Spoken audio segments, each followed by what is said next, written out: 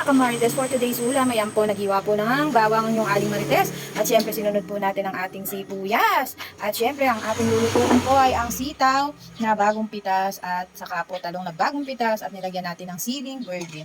At lalagyan po natin siya ng bayabas. Ayan po ang ating magiging panuka mga kamarites. At syempre, ang ating napakasarap na bagong. Ayan, ito po ang ating bagong halbaybay. Ayan.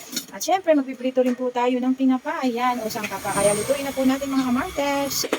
Ayan mga kamarites, lagyan po natin ng mantika.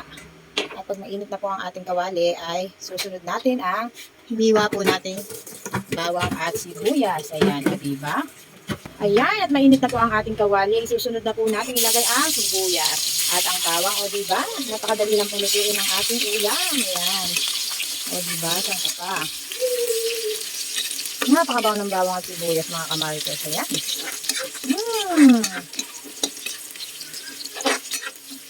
Ayan, pag mapula na po ang ating sibuyas at bawang, ay susunod naman po natin ang ating jaran. Ayan, ang ating bagang halbaybay mga kamarites. So, diba? May i-identic pa po. At ayan, nilagay na po natin ang ating sitaw. At ayan nga po. Ayan lang po ang ating igigisa ngayon. Sitaw at talong. Ayan.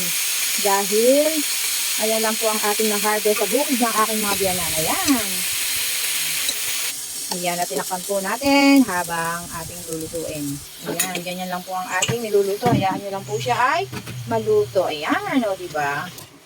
Ayan, mga kamarites, at malapit na po siyang maluto. Mamaya po lalagyan na natin ang bayabas na panuka. Ayan, habang niluluto naman po ang ating sitaw. Ayan, ilulutuin na rin po natin ngayon ang ating tinapa.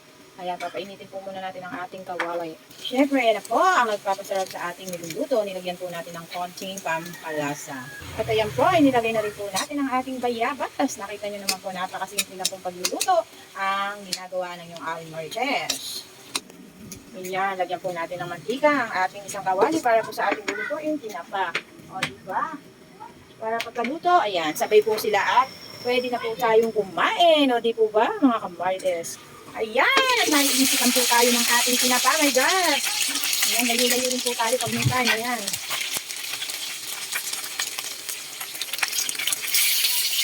Ayan, dali ako talaga mag-video na nagluluto. Ayan, nakita niyo naman po ang ating tinatakan. Ayan, o diba, lutuin po natin mabuti. Masarap po yung lutuin dyan. Ayan po, mga kamarites, nakita niyo naman po malapit na pong maluto ang ating ginisang sitaw with talong at binayabasan. Ayan, wala po yung kasahog-sahog. Dahil nga po ang kapartner niyan.